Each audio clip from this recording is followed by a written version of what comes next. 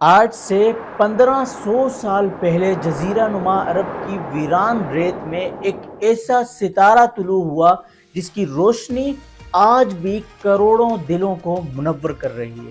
یہ کہانی ہے انسانیت کے عظیم ترین رہنما کی، جس نے نہ صرف اپنے عہد کو بدل ڈالا بلکہ آنے والی تمام نسلوں کے لیے ہدایت کا چراغ روشن کیا۔ 531 عیسوی میں مکہ مکرمہ کی مقدس سرزمین قبیلہ قریش کے شریف خاندان میں ایک بچے کی پیدائش ہوئی جس کا نام محمد رکھا گیا۔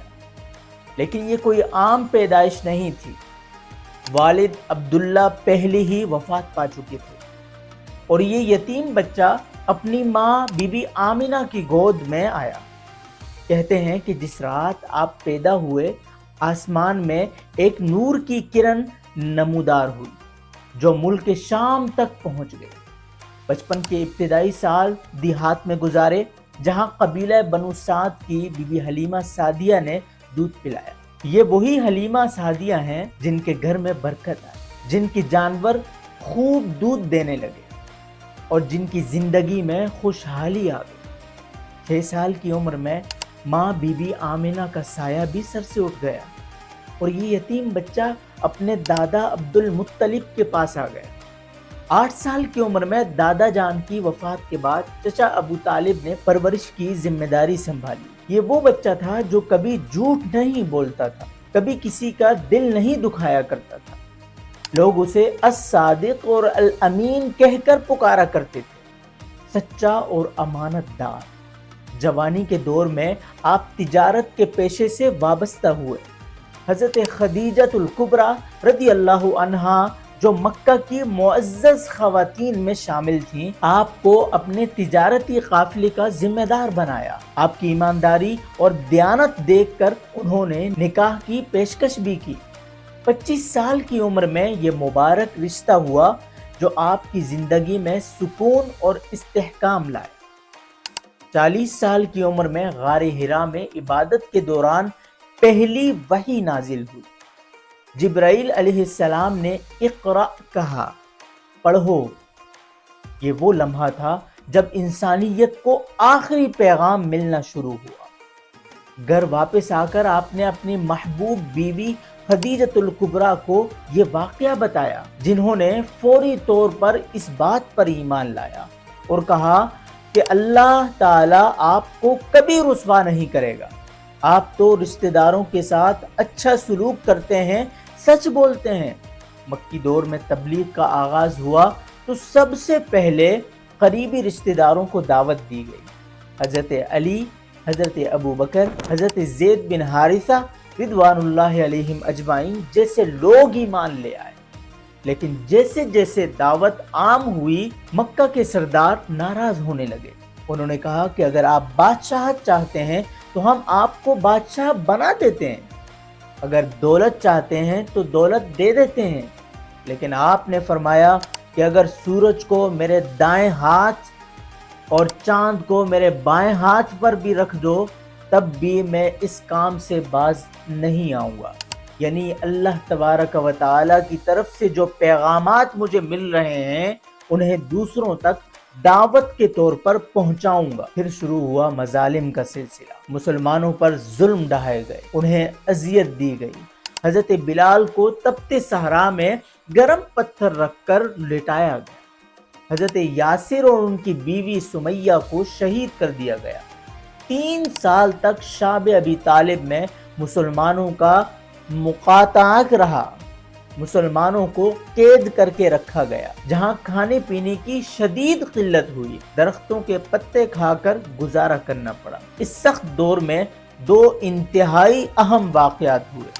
پہلے چچا ابو طالب کی وفات جو آپ کے سب سے بڑے حامی تھے، اور پھر حضرت خدیجہ الکبریٰ کا انتقال جو آپ کی زندگی کا سہارا تھی۔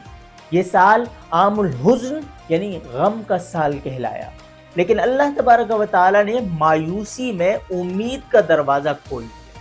اسراء اور معراج کا عظیم واقعہ ہوا، جہاں آپ کو بیت المقدس اور آسمانوں کی سیر کرائی گئی۔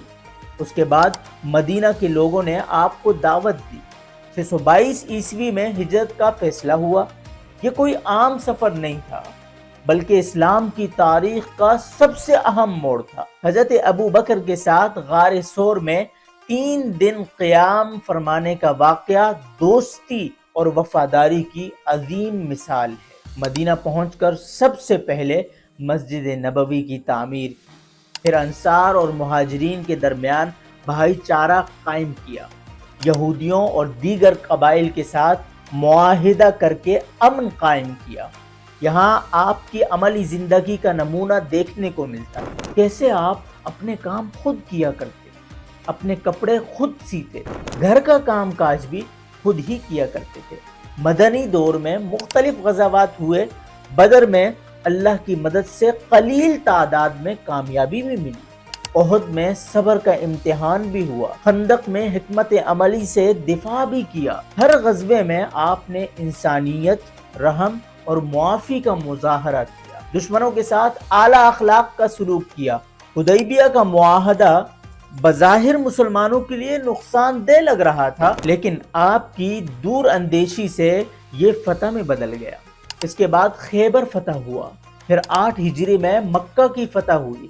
یہاں آپ کی عظمت کا جو جوہر نکھرا جب تمام دشمنوں کو معاف کر دیا اور کہا کہ آج تم پر کوئی الزام نہیں، جاؤ تم سب آزاد ہو۔ آپ کی زندگی عام انسانوں کے ساتھ محبت اور میل جول سے بھری پڑی ہے۔ بچوں کے ساتھ کھیلتے، ان کے سر پر ہاتھ پھیرتے، اپنے غلاموں کے ساتھ بھی انسانیت کی اعلیٰ مثال قائم کرتے ہوئے پیش آتے۔ حضرت انس رضی اللہ تعالی عنہ فرماتے ہیں کہ 10 سال میں حضور علیہ السلام کی خدمت میں رہا، کبھی اف تک نہیں کہا۔ غریبوں کی داد رسی کرتے، یتیموں کا خیال رکھتے، بیماروں کی عیادت کے لیے جاتے، جنازوں میں بھرپور طریقے سے شرکت کرتے، پڑوسیوں کا خیال رکھتے، چاہے وہ مسلمان ہوں یا غیر مسلم۔ ایک یہودی عورت جو آپ کے راستے میں کوڑا ڈالتی تھی، اگرچہ یہ روایت کمزور اور ضعیف ہے، لیکن سبق ملتا ہے ہمیں۔ کوڑا ڈالا کرتی تھی، جب بیمار ہوئی تو آپ اس کی عیادت کے لیے تشریف لے گئے۔ آپ کی عظمت کا اعتراف آج کے دور میں بھی مغربی مفکرین کرتے ہیں۔ مائیکل ہارٹ نے اپنی کتاب دی 100 میں آپ کو تاریخ کی سب سے بڑی شخصیت قرار دیا۔ ایڈورڈ کہتے ہیں The good sense of Muhammad, peace be upon him, despised the pomp of royalty. Muhammad was the great prophet. He called the people to the unity of God. آپ اتنے کامیاب کیوں ہوئے؟ اس کی وجوہات واضح ہیں۔ آپ میں مکمل سچائی تھی، اخلاق کی بلندی تھی، انصاف کا جذبہ تھا۔ آپ نے کبھی اپنے لیے کچھ نہیں مانگا، صرف انسانیت کی بہتری چاہی۔ آپ کا پیغام عملی اور آفاقی تھا، جو ہر دور میں موزوں رہا۔ آپ کو آج تک کیوں یاد رکھا جاتا ہے؟ کیونکہ آپ نے انسان کو انسان کا مقام دلوایا، عورتوں کو عزت دی، غلاموں کو آزادی دلوائی، علم کی روشنی پھیلا دی، جہالت کے اندھیروں کو دور کر دیا۔ آپ نے دکھایا کہ طاقت انصاف کے لیے استعمال ہوتی ہے، ظلم کے لیے نہیں۔ 10 ہجری میں حجۃ الوداع کے موقع پر آپ نے اپنا آخری خطبہ ارشاد فرمایا۔ 1 لاکھ سے زیادہ صحابہ کرام کو مخاطب کرتے ہوئے فرمایا، اے لوگو، میں نے اللہ کا پیغام تمہیں پہنچا دیا ہے۔ لوگوں نے کہا، ہاں یا رسول اللہ۔ آپ نے آسمان کی طرف انگلی اٹھا کر فرمایا، اللہم اشہد، اے اللہ تو گواہ رہنا۔ 12 ربیع الاول 11 ہجری کو یہ عظیم ہستی اس دنیا سے رخصت ہو گئی۔ آخری الفاظ تھے، اللہم فی الرفیق الاعلی، اے اللہ مجھے بلند ترین ساتھی کے ساتھ پہنچا دے۔ لیکن یہ صرف ظاہری وصال تھا۔ آپ کا پیغام، آپ کی تعلیمات، آپ کا نمونہ آج بھی زندہ ہے۔ آج 1500 سال بعد بھی کروڑوں لوگ آپ کی محبت میں اپنا سب کچھ قربان کرنے کو تیار ہیں۔ آپ کا نام پکارا جاتا ہے تو دل خوشی سے بھر جاتے ہیں۔ یہی ہے آپ کی عظمت کا اصل ثبوت۔ محمد صلی اللہ علیہ وسلم، یہ نام تاریخ میں ہمیشہ کے لیے محفوظ ہو گیا ہے۔